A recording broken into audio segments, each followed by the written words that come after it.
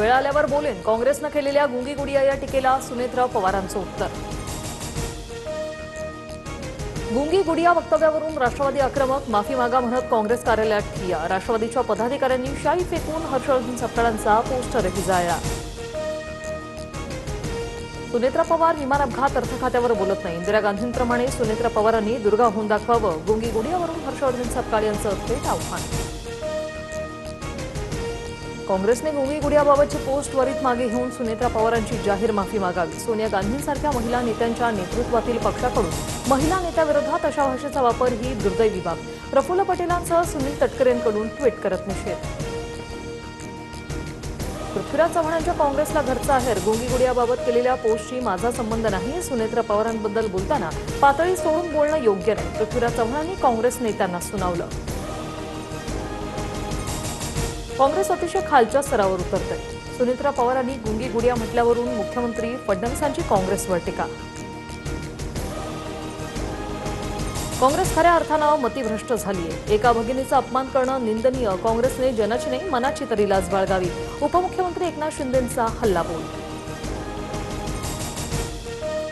धनंजय मुंडे बीडचे हुकुमशाह आहेत का? सुनेत्रा पवार अजून किती दिवस गुंगी गुडिया बनून राहणार?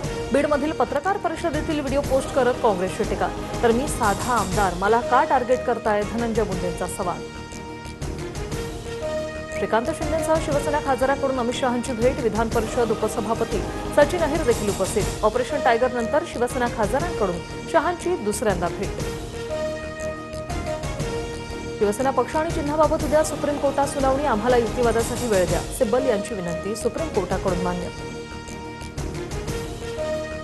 मुख्यमंत्री देवेंद्र फडणवीसांना दिल्लीत बघायला आवडणार नाही. महाराष्ट्र ही त्यांची कर्मभूमी. फडणवीसांनी इथेच काम करावं. अमृता फडणवीसांचं भाष्य. जळगावात पोलीस भरतीच्या विद्यार्थ्यांचा मंत्री गिरीश महाजनांना घेराव. भाजप जिल्हा कार्यालयासमोर विद्यार्थ्यांचा रास्ता रोको. क्रीडा संकुलातील वाढीव प्रवेश शुल्कावरून विद्यार्थी आक्रमक. शहापुरात खड्ड्यांमुळे झालेल्या मृत्यूवरून पोलिसांनीच काढली टीडीआरएफ जवानाची अक्कल. तुमच्या मुलाला खड्डा दिसला नाही का? पोलिसांनी नातेवाईकांना सुनावलं. 25 तासानंतरही ठेकेदारावर गुन्हा दाखल नाही. दरम्यान पोलिसांनी आरोप फेटाळले.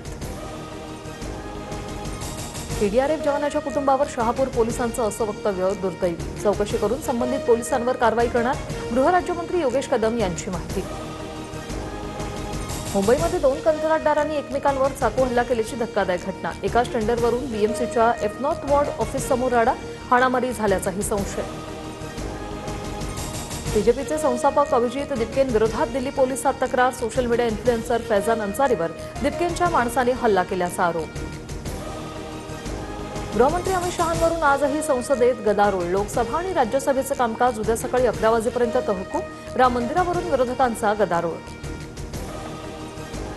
झारखंडमध्ये जेनझींचा संताप. जेपीएससी आणि जेडबलएससी परीक्षांमधील अनियमिततेविरोधात विद्यार्थी मशाल घेऊन रस्त्यावर. रांचीत विद्यार्थ्यांचं बेमुदत धरणं आंदोलन.